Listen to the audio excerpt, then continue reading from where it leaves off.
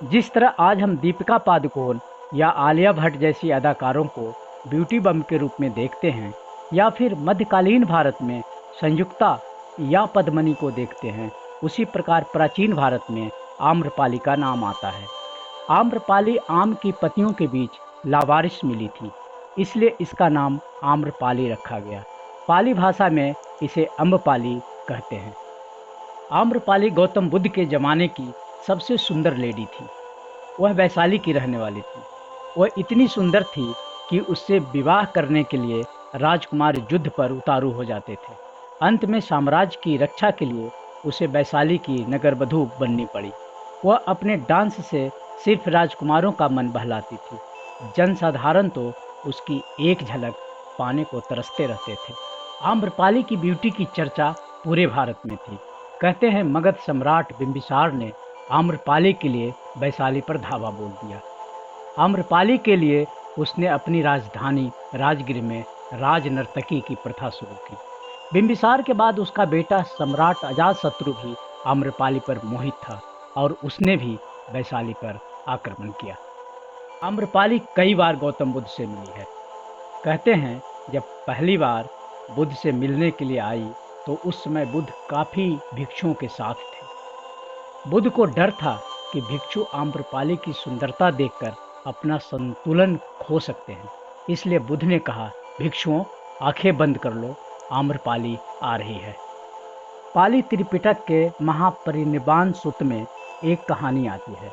गौतम बुद्ध भिक्षुओं के साथ वैशाली में डेरा डाले हुए थे। आम्रपाली ने भिक्षुओं सहित बुद्ध को भोजन के लिए अपने घर आने के लिए इनवाइट किया।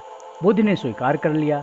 उसके तुरंत बाद कई राजकुमारों ने गौतम बुद्ध को उसी दिन भोजन के लिए इनवाइट किया। बुद्ध ने राजकुमारों को यह कहते हुए मना कर दिया कि उन्होंने पहले ही आम्रपाली का इनविटेशन स्वीकार कर लिया है। राजकुमारों ने नाराजगी जाहिर की कि एक वेश्या के लिए बुद्ध ने राजकुमारों के इनविटेशन को ठुकरा दिया। बुद्ध धर्म में आम्रपाली के शामिल होने की घटना को एक कहानी के माध्यम से दर्शाया गया है। एक बार गौतम बुद्ध भिक्षुओं के साथ वैशाली के बाहर आम के बाग में ठहरे हुए थे। भिक्षु भीख मांगने के लिए वैशाली नगर की गलियों में जाते थे। एक नौजवान भिक्षु आम्रपाली के महल में भीख मांगने पहुंच गया। पहली नज़र में ही आम्रपाली भिक्षु से बहुत प्रभावित हुई। उसने भिक्षु को वर्षावास के दौरान 3 महीने महल में उसके साथ रहने का इनविटेशन दिया। वर्षावास के दौरान 3 महीने तक भिक्षुओं को बाहर निकलने की मनाही होती थी। भिक्षु ने कहा कि मैं बुद्ध से आज्ञा लेकर ही यहाँ रह सकता हूँ। बुद्ध ने आज्ञा दे दी। 3 महीने के बाद जब भिक्षु वापस बुद्ध के पास पहुँचा तो पीछे पीछे आम्रपाली भी आ गई। आम्रपाली ने बुद्ध से विनती की कि भगवान, अब मुझे समझ में आया कि असली जिंदगी तो आपके चरणों में है। कहते हैं भिक्षुणी संघ बनाने में आम्रपाली की महत्वपूर्ण भूमिका थी। आम्रपाली अपनी अधिक ब्यूटी की ही घायल थी। उसकी ब्यूटी ने उसे समाज में कभी भी सुखपूर्वक जीने नहीं दिया। जब वह बुद्ध की शरण में आई तो उसे एहसास हुआ कि असली जीवन क्या है। उसे लगा कि उसे महासागर की तरह शांति मिल गई। अब कुछ और नहीं चाहिए जीवन में। उसने अपना सब कुछ बुद्ध संघ को दान कर दिया।